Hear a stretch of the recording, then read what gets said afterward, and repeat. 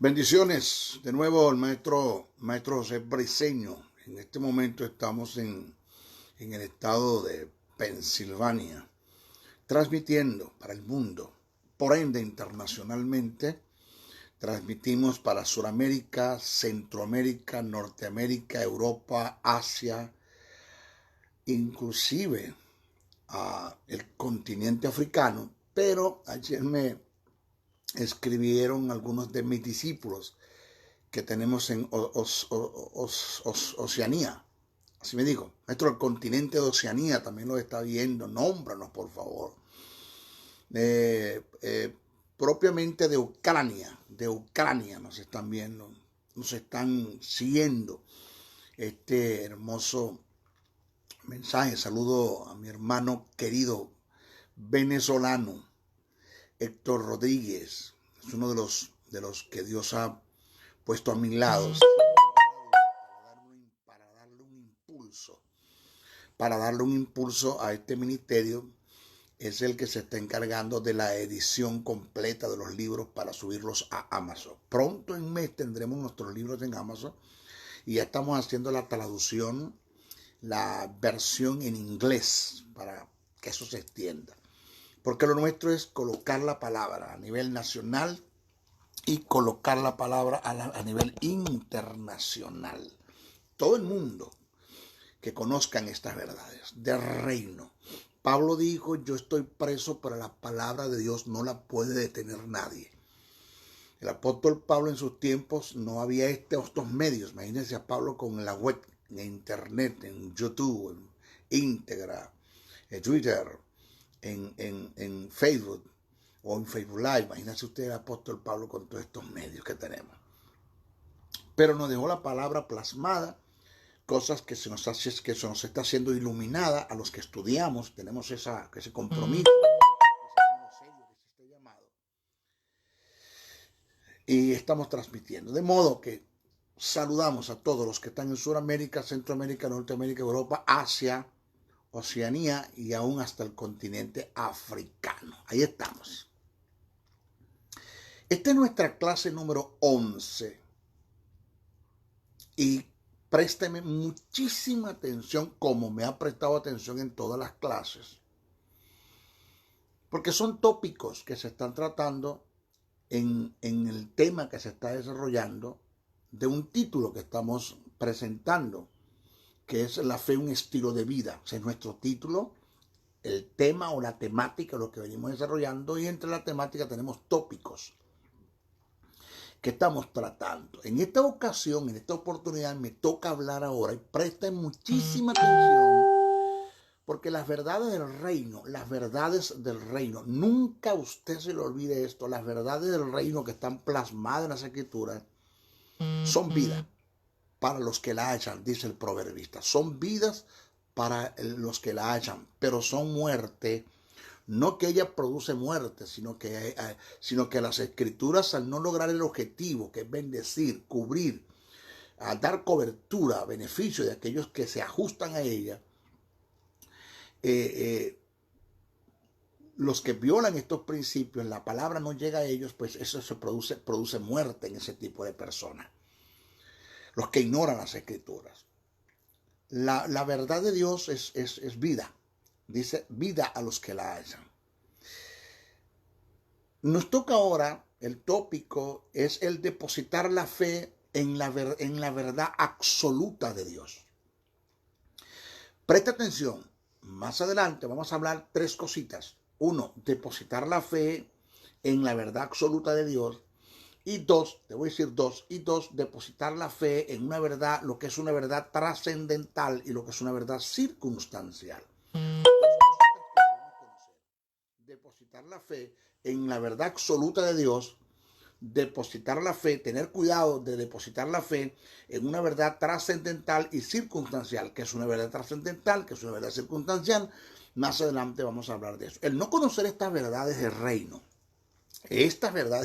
el no conocerlas, pues nos lleva a nosotros a quebrantar los más grandes principios, inclusive principios universales, principios del reino, principios universales, y que nos conducen a la más grande desgracia de la vida. Es lo que Dios quiere evitar. Dios nos dejó un manual, las Escrituras, para que nosotros nos dejemos guiar por ella, en fe, conociendo esas verdades absolutas, y Dios va a responder por nuestra vida. Repito, el depositar la fe en la verdad absoluta de Dios. Vamos a ver esto. La fe fundamentada en la verdad absoluta de Dios es un factor determinante para tener vivencia ante un mundo escéptico. Vuelvo a repetir. La fe fundamentada en la verdad absoluta de Dios, la verdad absoluta, la verdad verdadera, lo que no cambia, lo que Dios estableció, el pensamiento de Dios. Vamos a aplicar eso. El fundamentar, la fe fundamentada en la verdad absoluta de Dios es un factor determinante para tener vivencia ante un mundo escéptico. Voy a dar una breve explicación de lo que es una verdad absoluta y lo imprescindible que es el conocerla y caminar en ella. Es un requisito sine qua non. Usted no puede evadir, no puede pasar por alto. Voy a leer un pasaje y voy a dar una breve explicación. Jesús dijo: yo soy el camino, la verdad y la vida. Nadie viene al Padre si no es por mí. Oído, Jesús no dijo yo soy un camino, dijo el camino. No digo yo soy una verdad, dijo la verdad. Y no digo yo soy una vida, yo soy la vida. Y nadie viene al Padre si no es por mí. Es un requisito sine qua non. Vamos a hacer un análisis del pasaje para sacar la verdad absoluta. ¿Dónde está la verdad absoluta acá? Lo doy como ejemplo para después irnos a explicar lo que es una verdad absoluta, lo que es caminar una verdad absoluta, cómo conseguir una verdad absoluta. El término yo soy, acá cuando Jesús dijo yo soy, se conoce el primer pronombre personal, se conoce como el primer pronombre personal, que en el lenguaje teológico indica lo absoluto y lo único. El término yo soy se conoce como el primer pronombre personal que en el lenguaje teológico indica lo absoluto, lo único. El término él, en relación al camino, cuando dijo yo soy el camino, es un artículo determinado que confirma lo absoluto en el yo soy que se viene tratando en el pasaje. El término la, en relación a la verdad, cuando dijo yo soy la verdad, y a la vida, cuando dice yo soy la verdad y la vida, por igual es un artículo determinado que confirma lo absoluto del yo soy que se viene tratando. Es decir, presta atención, presta atención. Es decir, el término yo soy, con los artículos determinados el y la, determinan que Jesús es la única opción para llegar al Padre. No hay más caminos, Él es el camino. No hay otra verdad, Él es la verdad. Y no hay otra vida. Jesús es la única vida. Solamente es Jesús, es el camino, Jesús es la verdad, Jesús es la vida. Absoluto en el camino, como el camino, absoluto como la verdad, absoluto como la vida para llegar al Padre. ¿Ok?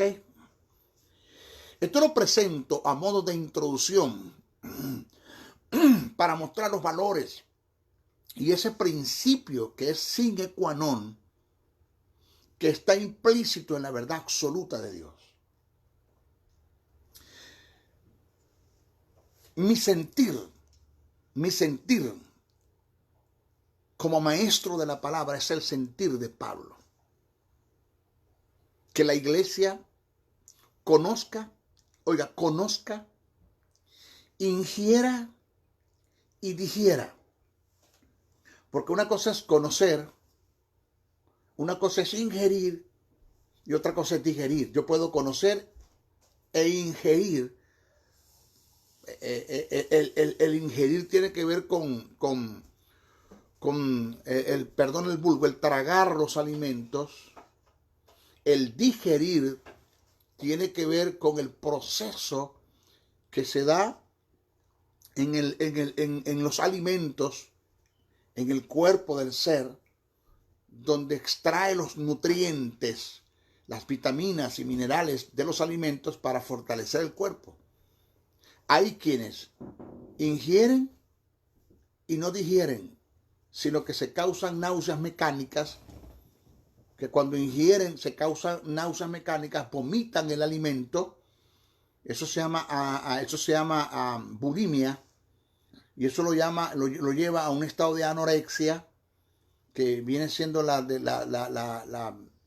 desnutrición del cuerpo por falta de minerales, de nutrientes y de vitaminas, y eso produce en el ser lo que llaman la muerte. La muerte.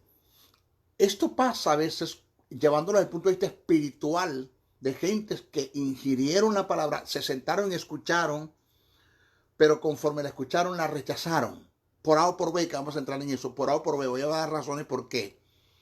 Y eso les produce, eso es una bulimia espiritual, eso lo lleva a un estado de anorexia, produciendo la deshidratación o la inanición del espíritu, porque en el espíritu nos dice la palabra, no habiendo formación de carácter, y eso produce la muerte del propósito de Dios en la vida de los hombres. Porque lo que Dios va a hacer con nosotros, lo va a hacer de acuerdo al conocimiento que nosotros tengamos en la palabra y cuánto esa palabra ha formado nuestro carácter y lleguemos a pensar como Dios piensa.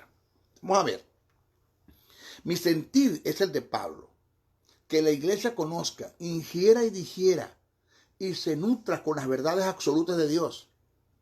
De esto trató Pablo en sus cartas que escribiera a los colosenses. Pablo dice, cito, dice Pablo, apóstol de Jesucristo por la voluntad de Dios, y el hermano Timoteo, a los santos y fieles hermanos en Cristo que están en Colosas.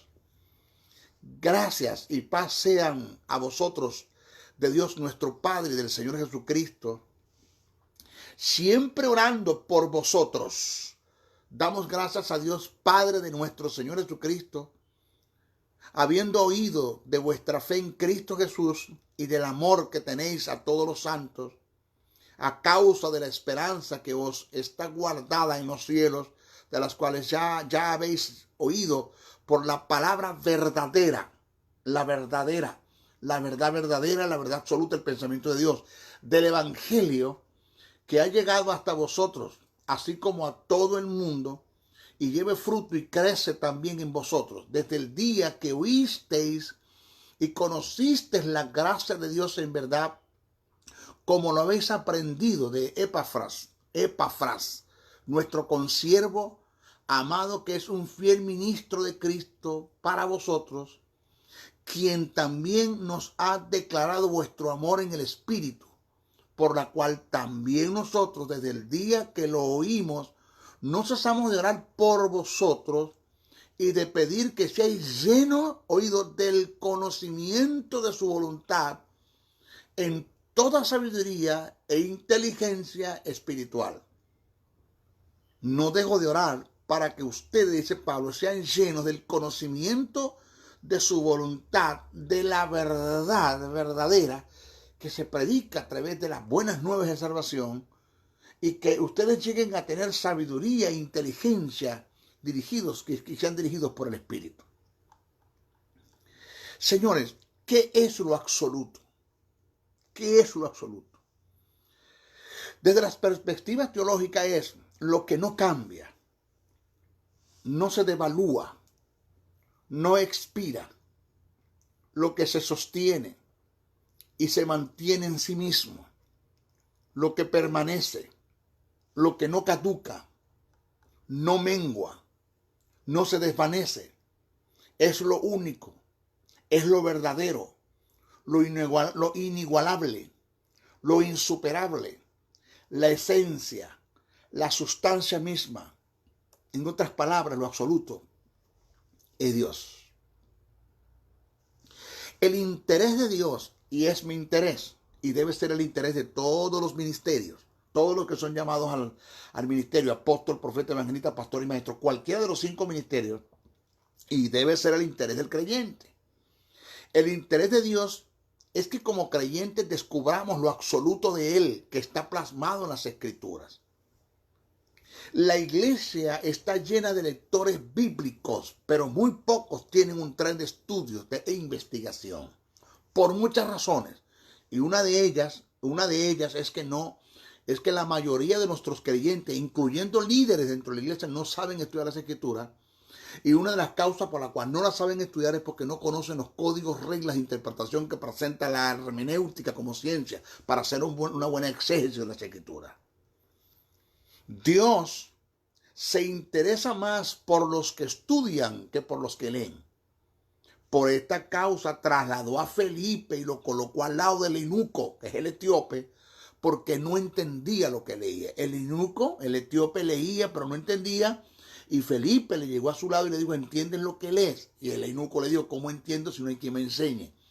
Y dice la Biblia que sentándose Felipe en el carro con el eunuco, le explicó de quién estaba hablando el profeta, lo que estaba leyendo, porque le preguntó al profeta Isaías, le preguntó, ¿habla de él o habla de otro? Y Felipe le dio una cátedra completa porque, uno, el tipo conocía las escrituras, y dos, el interés de Dios es que el eunuco no solamente leyera, sino que entendiera y conociera lo que estaba leyendo. ¿Ya? Porque no es leer, es conocer, y no es conocer, es aplicar. Aplicamos de lo que conocemos, de lo que leemos.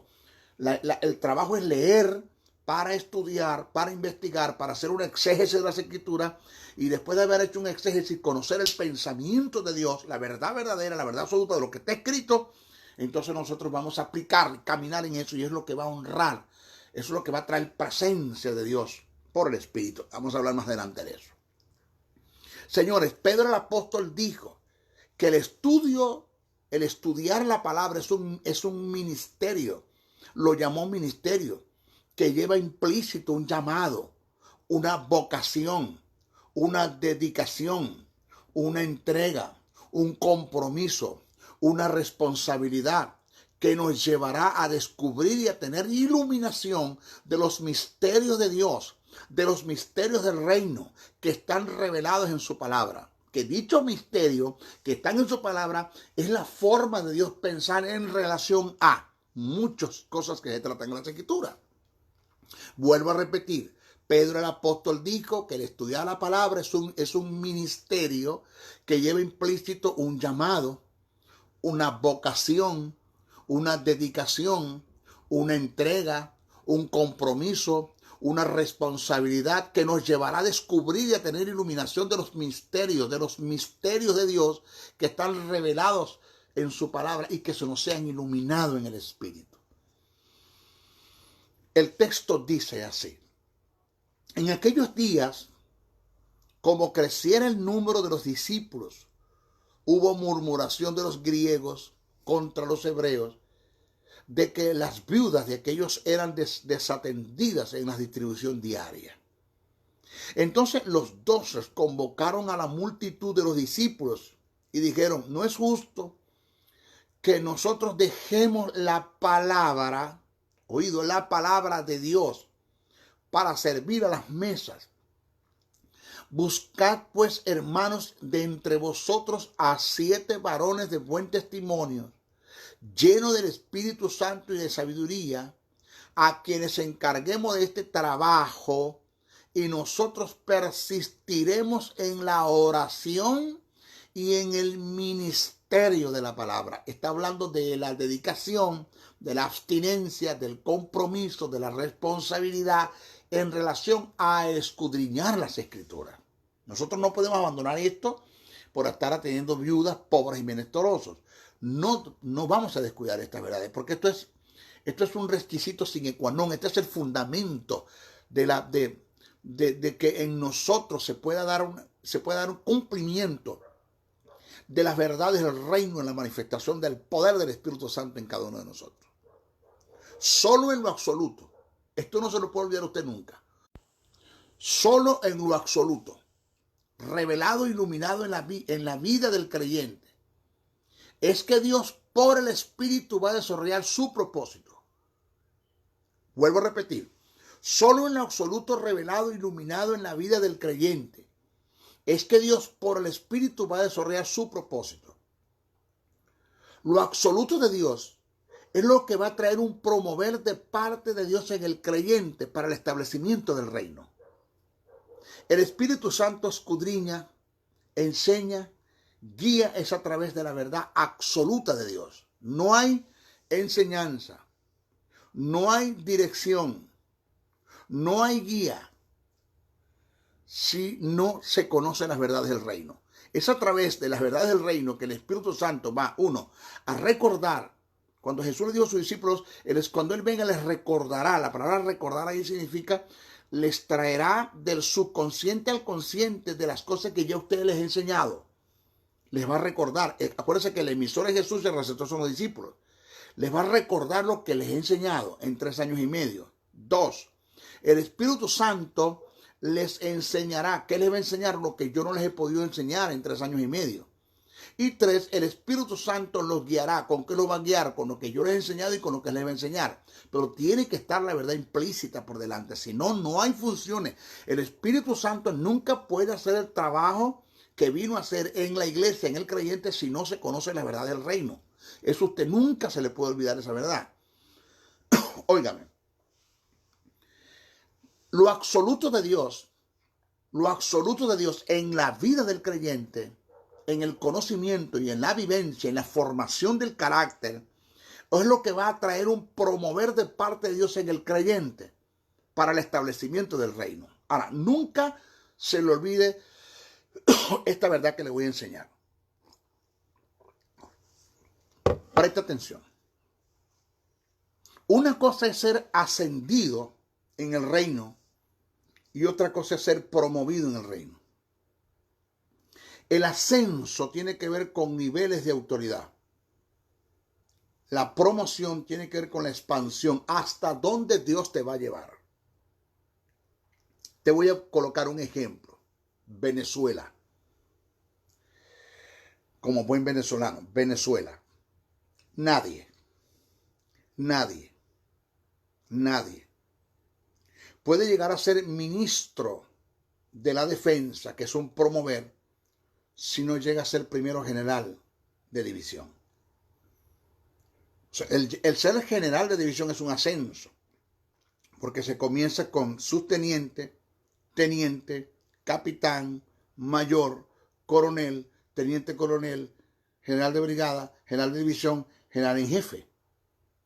Entonces, eso que acabo de nombrar son ascensos que vienen siendo con niveles de autoridad.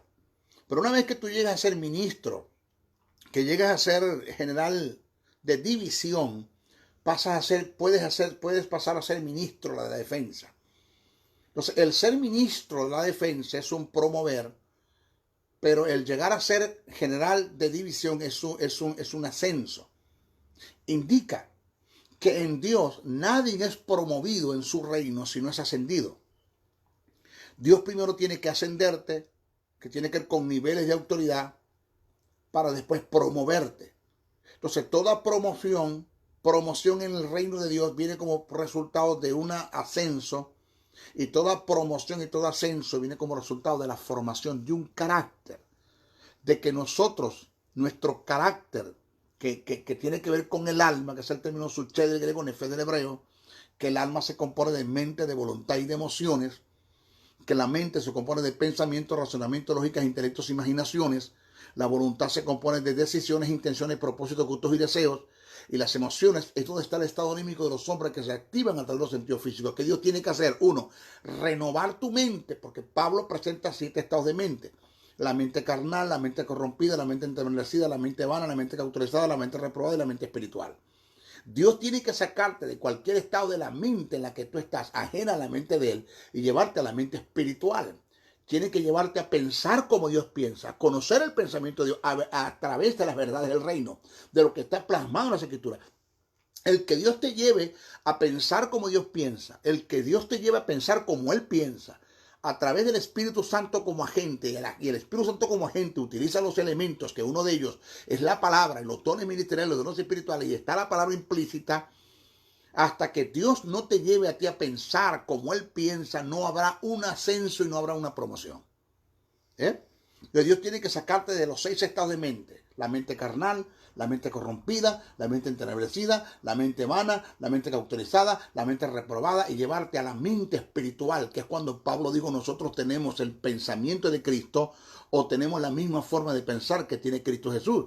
Pero cuando Pablo dijo eso, Pablo se dio una cátedra en relación a cómo el Espíritu Santo es el encargado de escudriñar la mente del Padre para revelársela a la iglesia. Porque es el trabajo del Espíritu.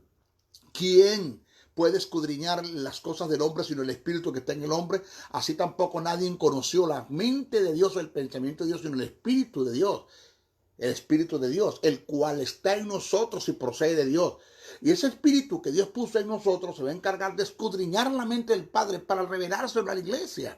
Ese es, maestro, pero es que la Biblia dice que mis pensamientos no son vuestros pensamientos. Eso fue en el Antiguo Testamento. Nadie podía pensar como Dios piensa porque estábamos muertos espiritualmente. Éramos el hombre natural, que Pablo llama el psúquico, el hombre natural. Pero Pablo allí, en eso que te estoy hablando en primera carta a Corintios, el capítulo 2, Pablo te habla del hombre, que te habla del psúquico y del neumatico. Del psúquico, el hombre que está en el mundo, que no nació de nuevo, y te habla del neumatico, el que nació de nuevo y está en la iglesia y es dirigido por el Espíritu, camina una vida en el Espíritu. Entonces, a ese tipo de hombre, el neumatico es el que el Espíritu Santo se va a encargar de escudriñar la mente del Padre y revelársela a él y enseñársela. Es donde Pablo dice: cosas que ojo no vio, ni oído yo, ni han subido en corazones de hombres, son las que Dios ha preparado para las que le aman, pero Dios nos las reveló a nosotros por el Espíritu. Esas cosas no son para el futuro, cuando ya se pasa el mañana el sol. Eso no es escatológico, eso es ya. Pablo dijo: Dios nos las reveló a nosotros por el Espíritu.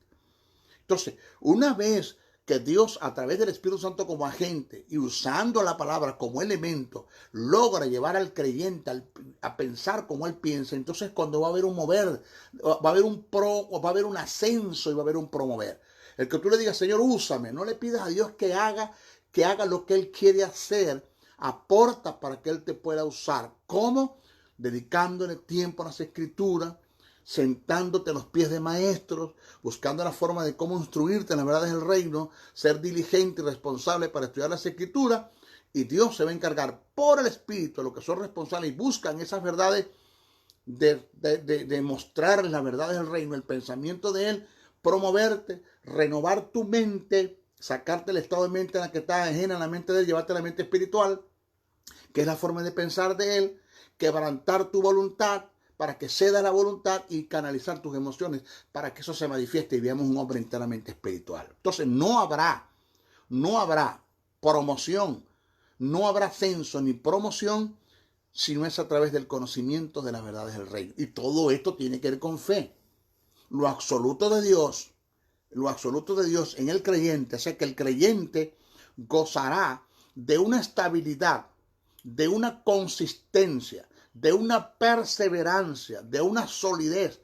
Es cuando hace de lo absoluto de Dios su fundamento. Jesús dijo: y sobre esta roca edificaré mi iglesia. Y de la roca a la cual él hace referencia es a la revelación que Pedro había recibido del Padre en relación a él como el Hijo. Jesús dijo: todo aquel que haga un hoyo muy profundo y consigue la roca y edifique su casa, nunca caerá.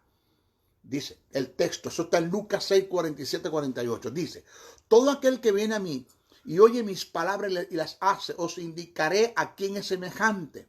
Semejante es al hombre que al edificar una casa cavó y ahondó y puso el fundamento sobre la roca. Y cuando vino una inundación, el río dio con ímpetu, no va a dejar de dar, la prueba viene, la tentación viene, el problema viene, la resistencia viene, estás afectando las tinieblas y él se va a defender. Y dio con ímpetu contra aquella casa, pero no la pudo mover porque estaba fundada sobre la roca, y la roca es Cristo y Cristo es la palabra. Según el mensaje que presenta el pasaje en un lenguaje figurado, este mensaje que presenta Jesús, el cavar y ahondar en la arena tiene que ver con la dedicación, el esfuerzo, el compromiso, la seriedad, la responsabilidad, la abstinencia por motivos y en pro a su palabra, es decir, para estudiar las Escrituras. La roca es la palabra misma, la casa es la vida misma.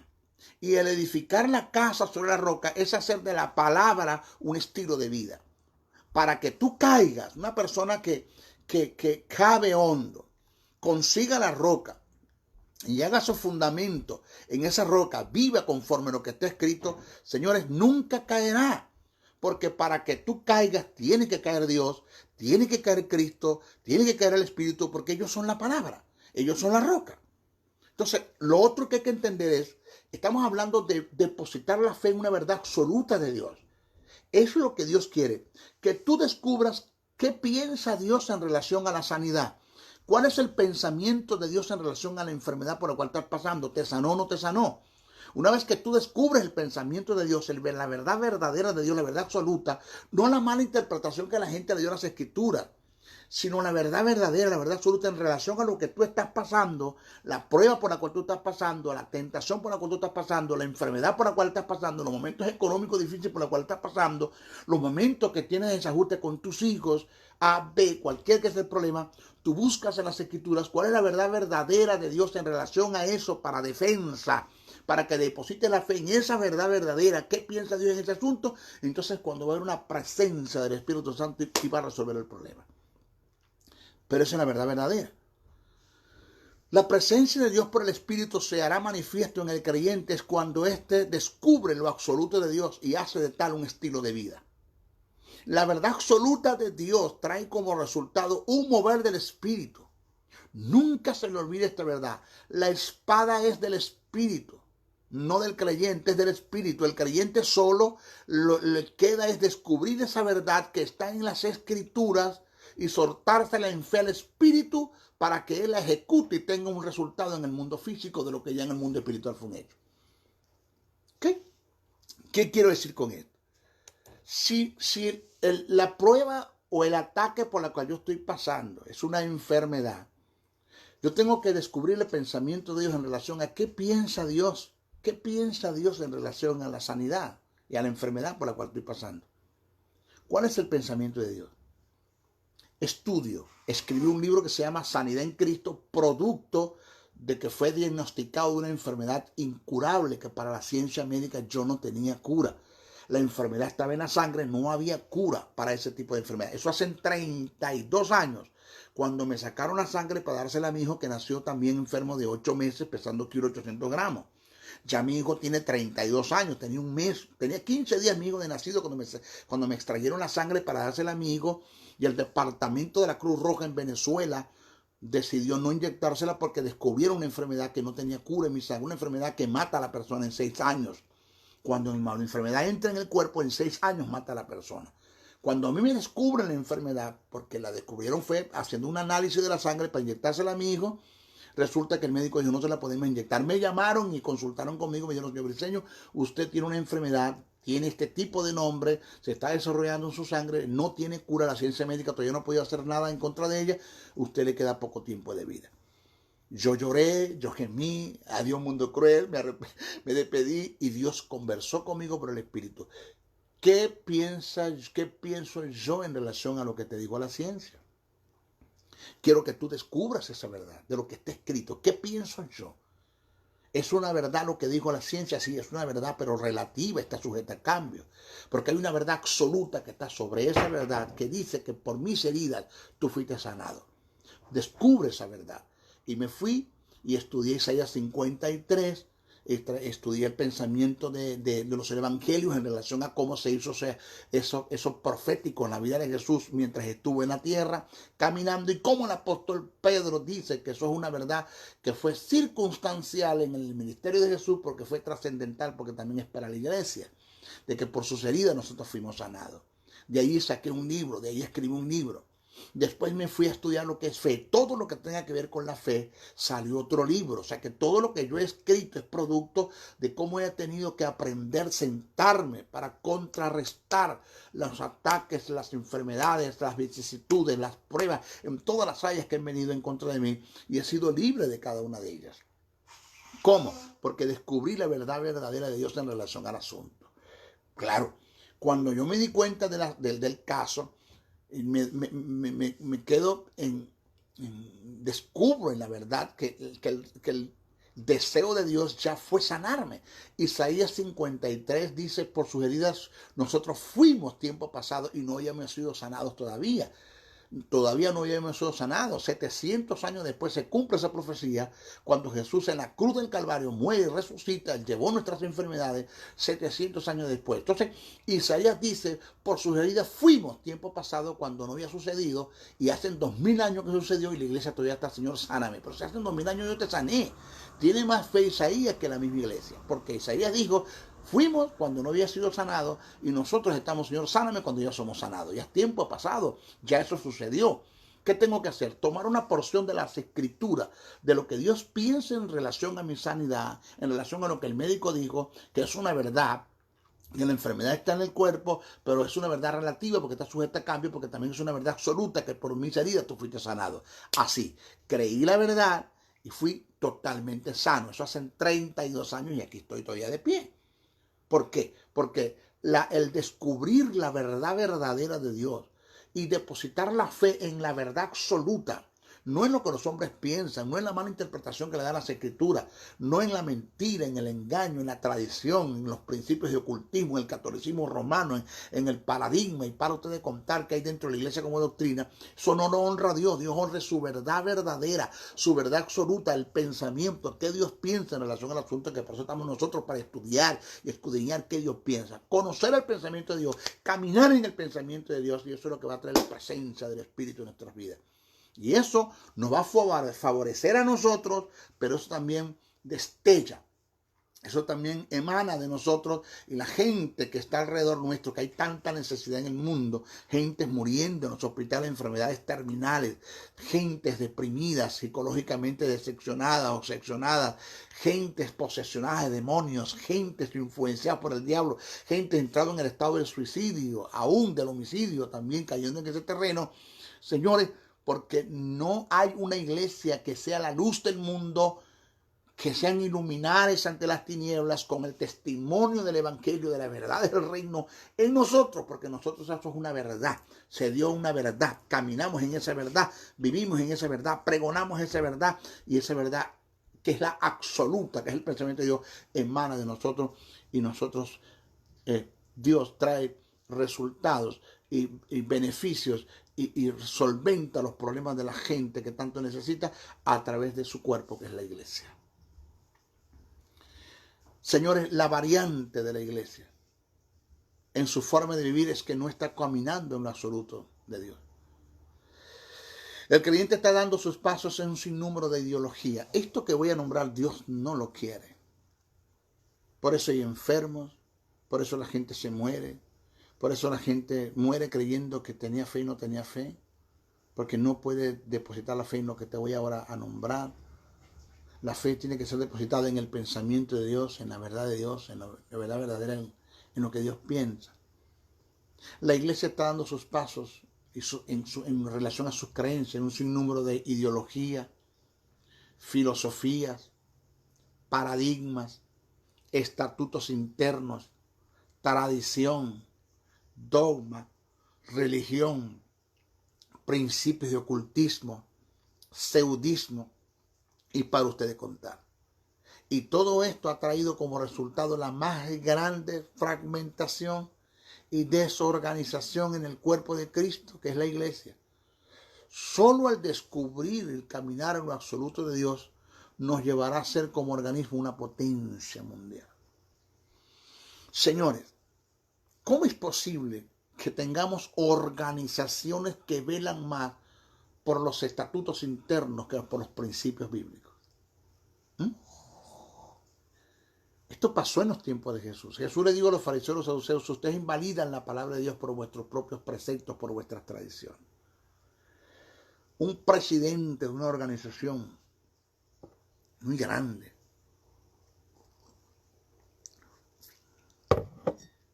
puedo decir que es mi amigo. Un día cenando me dijo: te escuché por internet hablar de la verdad verdadera, la verdad absoluta, el pensamiento de Dios, y quedé tan claro con el mensaje, maestro, que me confrontaste Y no voy a decir que no hay que hacer, sé lo que tengo que hacer. Porque yo soy ya la cuarta generación como presidente de esta organización que ya tiene más de 120 años aproximadamente. Estamos hablando de mi tatarabuelo, de mi bisabuelo, de mi abuelo, de mi padre, y yo soy la quinta generación, la quinta, donde funjo como presidente de esta organización. Y se levantaron estatutos que están en contra de la verdad del reino. Yo entiendo que mis antepasados, mi tatarabuelo, mi bisabuelo, mi abuelo, mi padre, levantaron estatutos con motivos correctos, basados en una mala interpretación que leyeron en las Escrituras. El motivo es correcto, pero lo que hicieron está mal. ¿Qué tiempo tenemos nosotros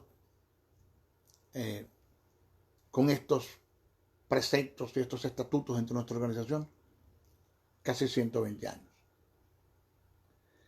Hoy te escucho, voy a estudio, indago, escudriño, y me di cuenta que muchas de las cosas que se levantaron como estatutos en nuestras organizaciones es falsa doctrina. Está fuera de la verdad del reino. La hicimos basados o se hicieron basados en textos descontextualizados, desfasados, sacados de su contexto, sacados de las verdades. Que nuestros estatutos están fundamentados en falsa doctrina, en mentira, y que sin querer tenemos un pueblo engañado, porque el motivo fue correcto, pero tenemos un pueblo engañado.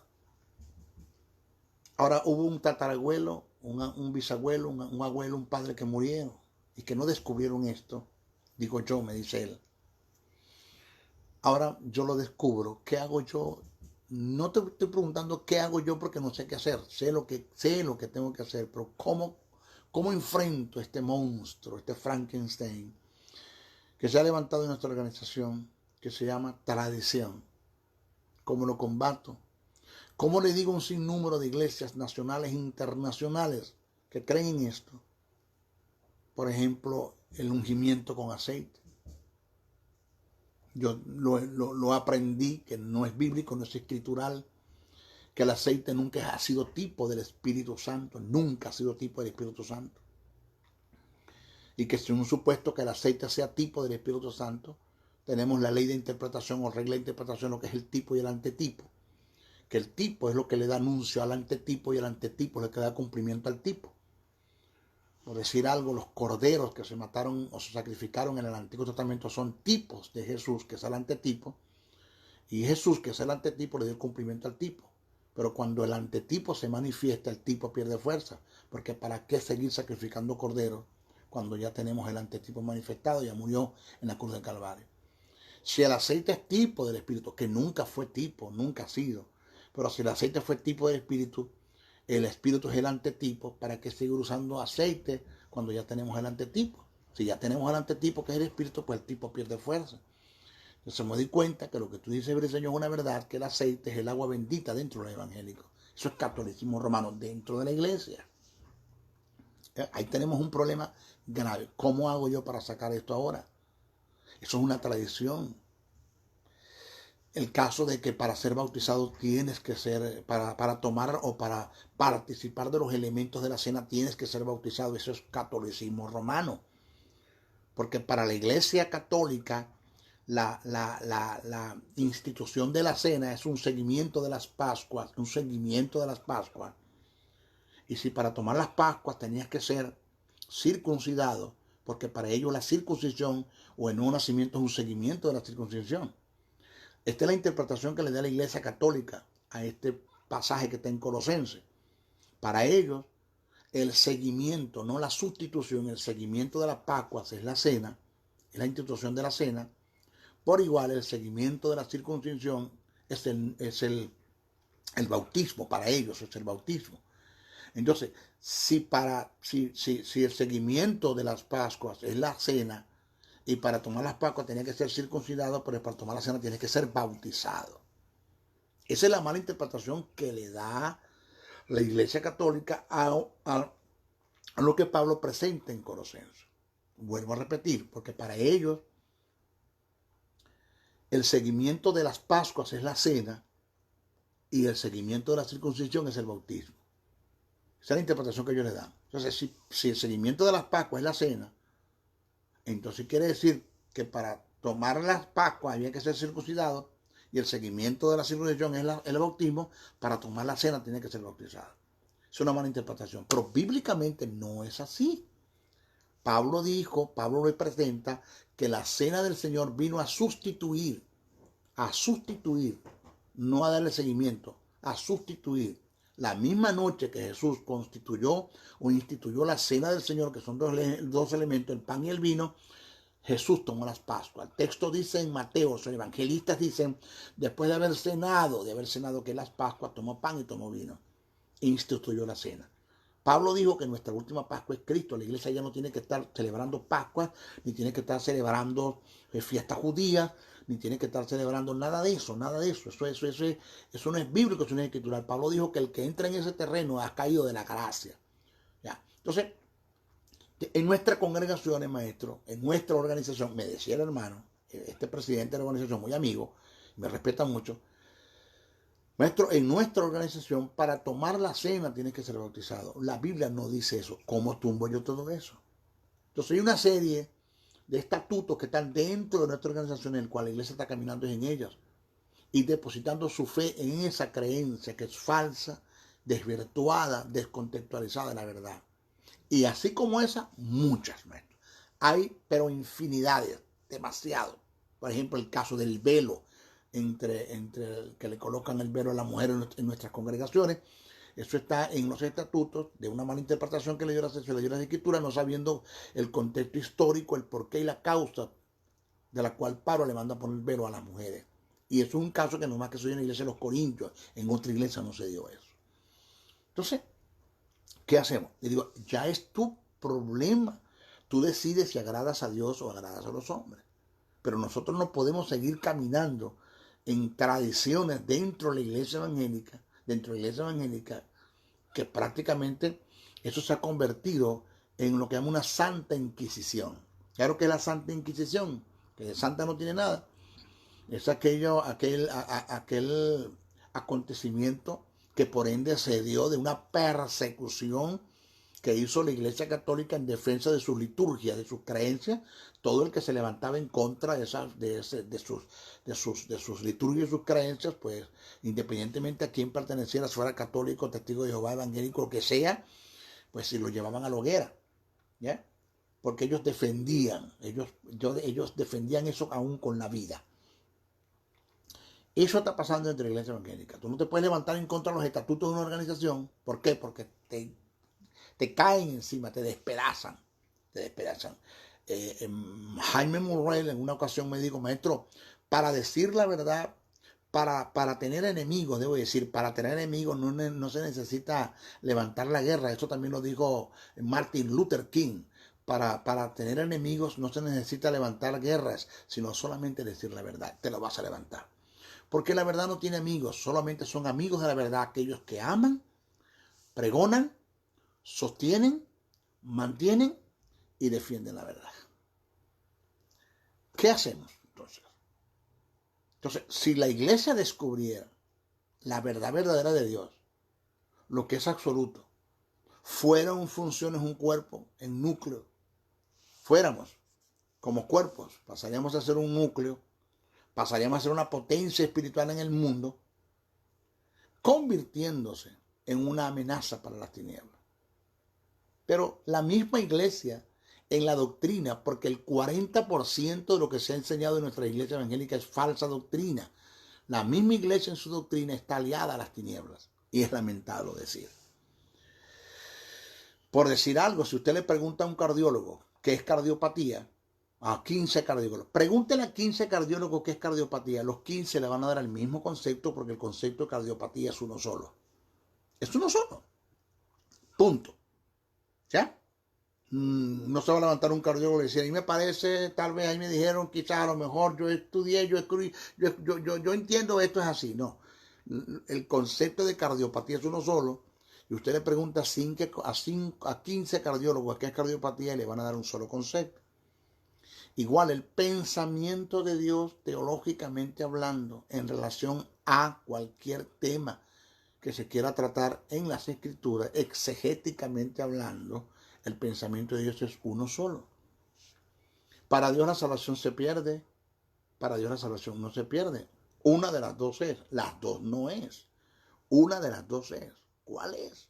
El trabajo de la iglesia, el trabajo del creyente, el trabajo del ministro, como 5 ministerios que constituyó el Señor, apóstol, profeta, evangelista, pastor y maestro, es escudriñar las escrituras, trazar las escrituras e indagar, hacer un estudio exegético, no leer Biblia, estudiar las escrituras, dedicarle tiempo al estudio de las escrituras para descubrir el pensamiento de Dios y que todos como ministros llevemos a la iglesia la unidad de la fe. La palabra fe es doctrina, el conocimiento del Hijo de Dios, tal como Jesús caminó en la tierra, para que caminemos como Él caminó, un varón perfecto, y estemos en la medida, en la plenitud de nuestro Señor Jesucristo mientras estuvo aquí en la tierra. Esa es la tarea de la iglesia.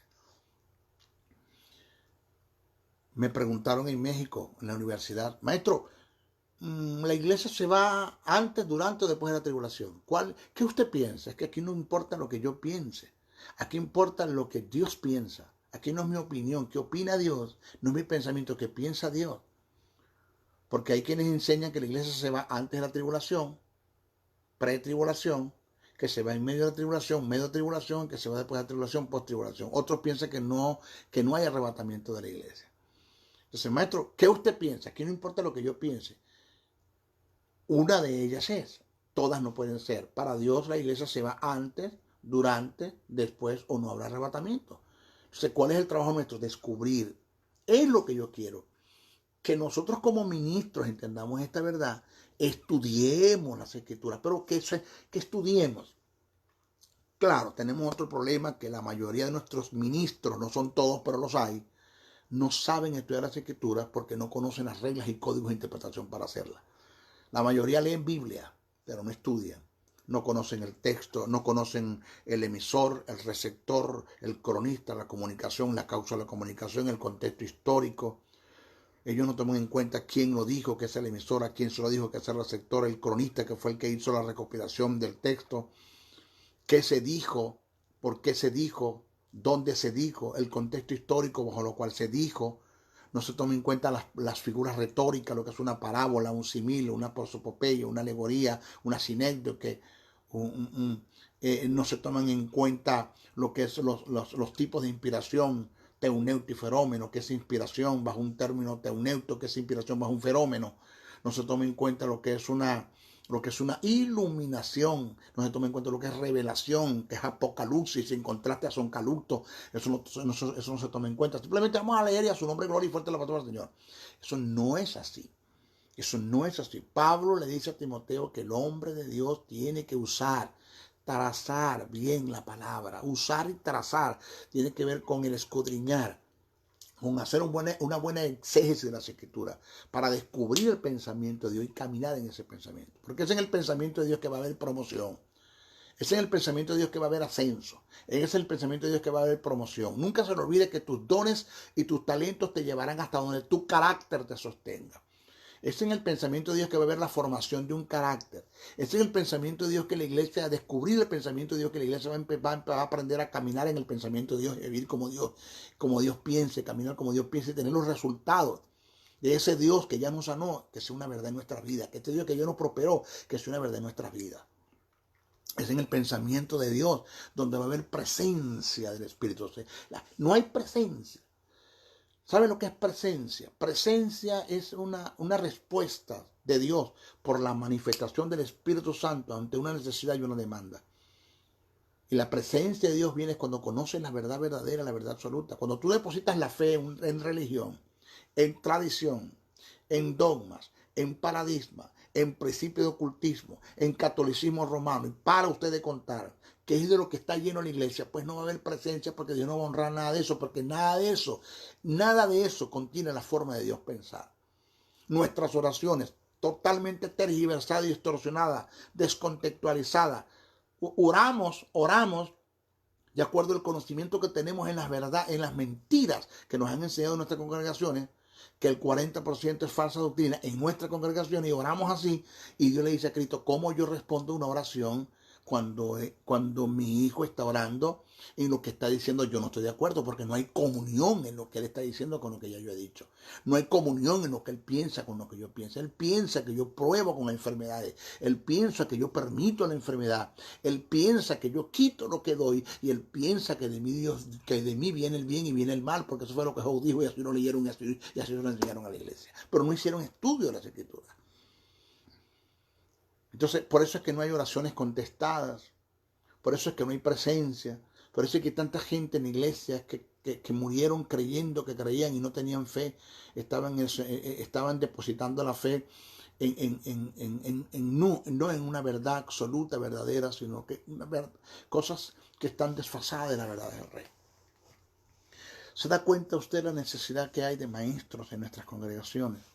¿Se da cuenta usted la necesidad que hay de que hayan gente que nuestros ministerios le dediquen tiempo a las escrituras de la palabra y que dejen de estar gerenciando y que empiecen a pastorear de verdad? Porque el término pastor tiene dos en griego, uno es poine, otro es bosco. Poine tiene que ver con el ejercicio del pastorado en cuanto al pastor, que solamente lo puede ejercer el que llamamos el pastor, pero bosco es el tipo de pastorado que lo ejercen los 5 ministerios, que es perfeccionar, edificar, perfeccionar, edificar y formar el carácter de los santos. Esa es la palabra bosco. Los 5 ministerios fueron llamados a eso. Siempre que alguien viene a pedirme, maestro, quiero que ore por mí, yo le pregunto, ¿qué piensa Dios acerca de la enfermedad en la que tú estás pasando? Maestro, yo creo que Dios ha permitido esto. No, Dios no permitió eso. Yo tengo que sacarte de esa forma de pensar para que pueda haber presencia. Tengo que enseñarte y sentarte, instruirte en la verdad del reino, en el pensamiento de Dios, en la verdad verdadera, la verdad absoluta, para que tú entiendas cómo Dios piensa en relación a esto. Vamos a hablar. Y lo he sentado y he hablado y he conversado. Y me dice, maestro, yo no entendía eso, sí.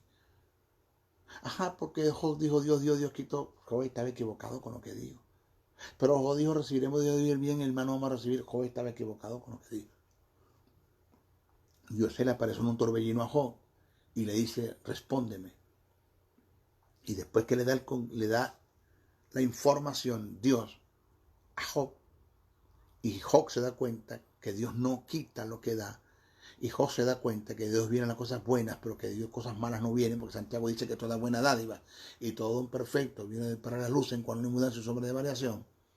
Y Pablo dijo que Dios nunca quita lo que da, que los dones de Dios, sea dorema, dorón, carisma, domata, son irrevocables. Cualquiera sea el tipo de don que venga a Dios es irrevocable.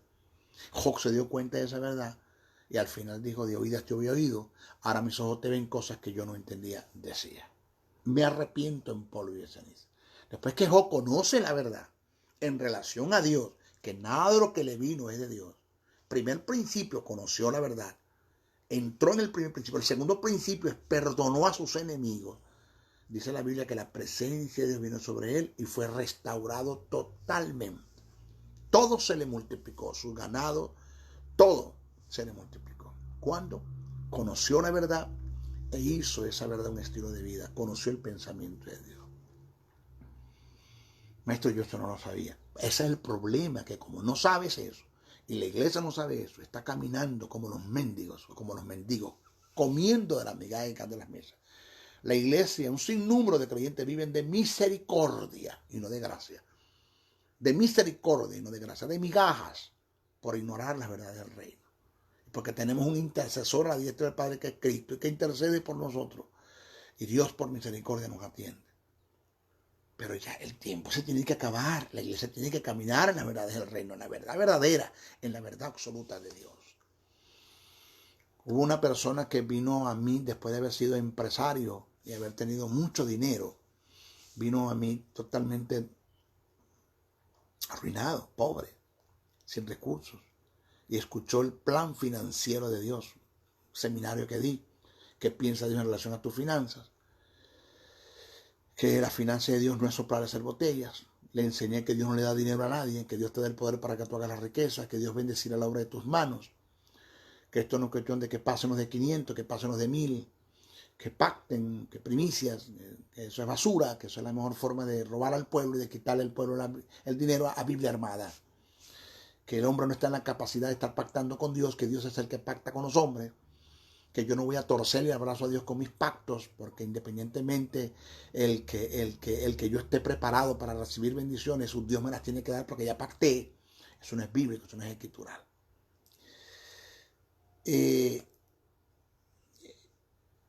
Enseñé principios de reino en relación a un libro que yo escribí que se llama Plan Financiero de Dios, porque el hombre pasa por 5 etapas financieras, que es la pobreza, que es un terreno de maldición, la escasez, la solvencia, la abundancia y la sobreabundancia. Dios nos quiere llevar a la sobreabundancia, pero tenemos que pasamos, ya salimos de la pobreza, es una maldición, fuimos libres de ella. Hay muchos que están en la escasez, tienen que llegar a pasar a la etapa de la solvencia, que es cuando pago todo pero no me queda nada. Y tienes que llegar a la etapa de la abundancia para llegar a la sobreabundancia. Son etapas, pero esas etapas se van dando de acuerdo a la formación de un carácter, ¿bien? Lo que le vengo diciendo. Son etapas donde usted viene siendo ascendido y viene siendo promovido. Ascendido y viene siendo promovido de acuerdo al conocimiento que usted tenga de la verdad del reino en cuanto al pensamiento de Dios en relación a la finanza. Lo enseñé, hoy son grandes empresarios. Algunos de ellos están diezmando este ministerio. Señores, yo siempre he dicho que ante una verdad absoluta no hay lugar para opinar, cuestionar, dudar. No hay lugar para ahí me parece, ninguna organización, federación o concilio discutiría lo que nosotros dijimos en el principio, que Cristo es la verdad, la vida. Yo soy el camino, Él es el camino, la verdad y la vida, que es absoluto para llegar al Padre. Ninguno discute eso. ¿Por qué? Porque hemos madurado en esa verdad que está allí. ¿Cuál fue el problema de Martín Lutero con la Iglesia Universal? Es que descubrió la verdad verdadera, la verdad absoluta, el pensamiento de Dios en relación a la justificación por gracia. Esto tocó los intereses del clero, golpeó sus falsas creencias, sus doctrinas equivocadas que tenían atados a un mundo en la falsedad, siendo fácil de ser controlados, manipulados, intimidados. ¿Sí? La falta de conocimiento es la madre de la ignorancia. La ignorancia es como un nido que habita en el corazón del hombre, en el cual se anida la religión, la tradición, el paradigma, la filosofía, la falsa doctrina, el catolicismo romano, principios de ocultismo, y un hombre en la cual habiten todos estos flagelos es víctima de la manipulación, la intimidación, el control y del engaño y de la mentira. Fácil, pero puede sobrellevar. ¿Ya? Entonces, señores, nosotros estamos llamados a caminar, descubrir el pensamiento de Dios, la verdad de Dios, la verdad verdadera, y depositar nuestra fe en esa verdad. Paso a paso vamos formando carácter. Y sigo, me cansé de la religión. Me cansé de pasar toda la vida dentro de un culto, una iglesia, y no ver resultados en mi vida. Me cansé de ser el mismo.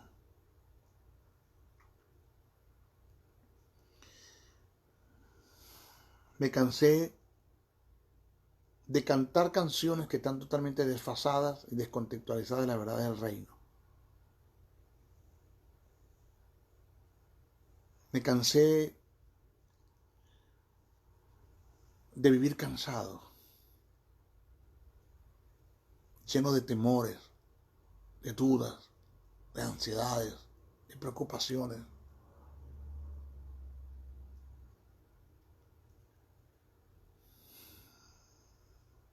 Jesús dijo, venid a mí todos los que estéis trabajados y cargados, que yo los acabo de rematar. No dijo así, dijo que yo los haré descansar.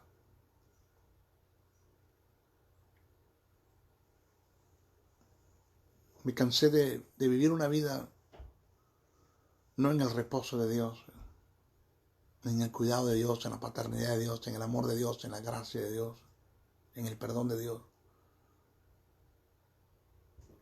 Fuera de todo eso, porque no conocía esa verdad. Estudié, escudriñé, las conseguí. y hubo una implosión de dentro hacia afuera. Y paso a paso Dios ha ido trabajando con mi vida, con mi ser. La verdad verdadera fue una verdad verdadera en mi espíritu, porque el cambio en mi espíritu fue un suceso, pero en mi alma es un proceso. Y Dios fue, a través de la verdad verdadera, renovando mi forma de pensar.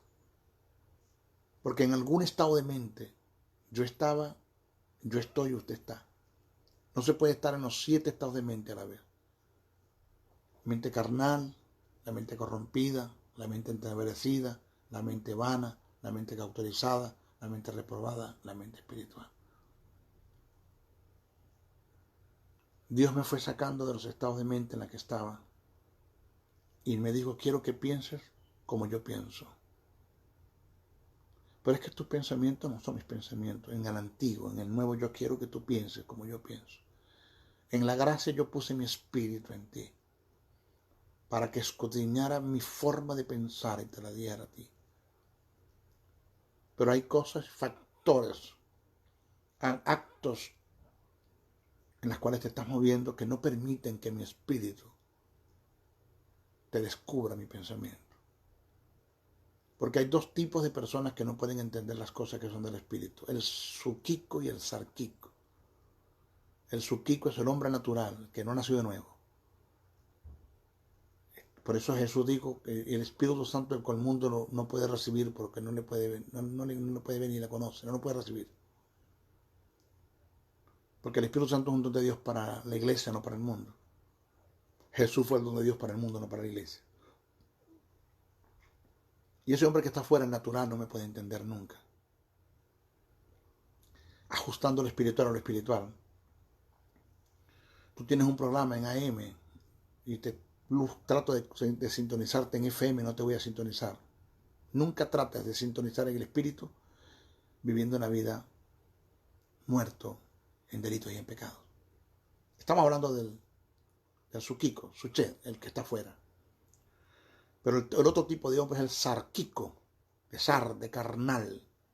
El que tiene la justicia, tiene la vida, tiene el espíritu, pero se mueve en las obras de la carne, en adulterio, en fornicación, inmundicia, lascivia, idolatría, hechicería, enemistades, pleitos, celos, iras, contiendas, disensiones, herejías, homicidios, borracheras, orgías, en resentimientos, raíces de amargura, odio, celos, falta de perdón, pecado de la lengua, el chisme, el brollo, la censura, la difamación. Ese tipo de persona que está en la iglesia es mi hijo, tiene mi justicia, tiene mi vida, tiene el espíritu, nunca me podrá entender mis pensamientos. Vivirá enfermo, arruinado, obstinado, amargado, lleno de temores, de dudas, de ansiedades. Nunca habrá presencia. Nunca conocerá mi gloria. Nunca disfrutará de los beneficios del reino. Sal de allí. Descubre mi pensamiento a través de las Escrituras. Siéntate, estudia la Biblia, las Escrituras. Y mi espíritu se va a encargar de decirte cómo yo pienso. Camina en eso, yo te voy a honrar grandemente. Te voy a honrar. En lugar a la sanidad, no solamente te voy a sanar, sino que mi Espíritu Santo se va a encargar de mantener tu cuerpo sano para que yo cumpla mi propósito en ti.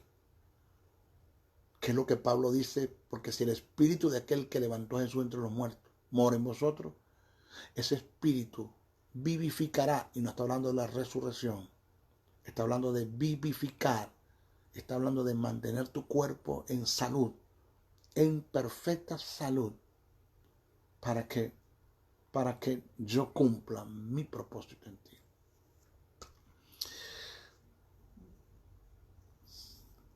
El Señor me decía anoche, hay muchas cosas por las cuales, hay muchas razones por las cuales debes dar gracias y me debes dar gracias a mí. Por las cosas que has visto en mí, que has vivido. Pero mucho más son las cosas que vas a vivir y que tengo para ti. Mucho más son las cosas que vas a vivir y que te voy a presentar en los lugares que te voy a llevar. que serán razones para dar gracias. Son mucho más lo que tengo que hacer que lo que he hecho hasta ahora contigo. Solo ajústate a los principios del reino. Abandona lo que tienes que abandonar. 3 seres en este mundo tú nunca puedes engañar. Ni a Dios, ni al diablo, ni a tu propia conciencia. Así me lo dijo el Señor. Tú sabes que Dios sabe, que el diablo sabe, como tú sabes que tienes que cambiar. Tienes que tomar una decisión. El Señor me dijo, después del llamado a la salvación, el primer llamado que yo le hago al hombre es el llamado a la santidad. Si tú no entiendes de entender y atiendes de atender ese llamado, tú no optas para otro tipo de llamado, porque de eso depende a las otras cosas que te voy a llamar. De eso depende. Y el segundo llamado, después de la santidad, es el llamado a la fe, que es lo que estamos enseñando. Pero no puedes jamás vivir una vida en fe si no caminas en santidad. Como no se puede vivir una vida en santidad si no es por fe. Mis hijos, hasta nuestra próxima clase. En nuestra próxima clase vamos a hablar el tópico de depositar la fe en una verdad trascendental o una verdad circunstancial. ¿Ok? Nuestra próxima clase. Bendiciones, bendiciones, bendiciones.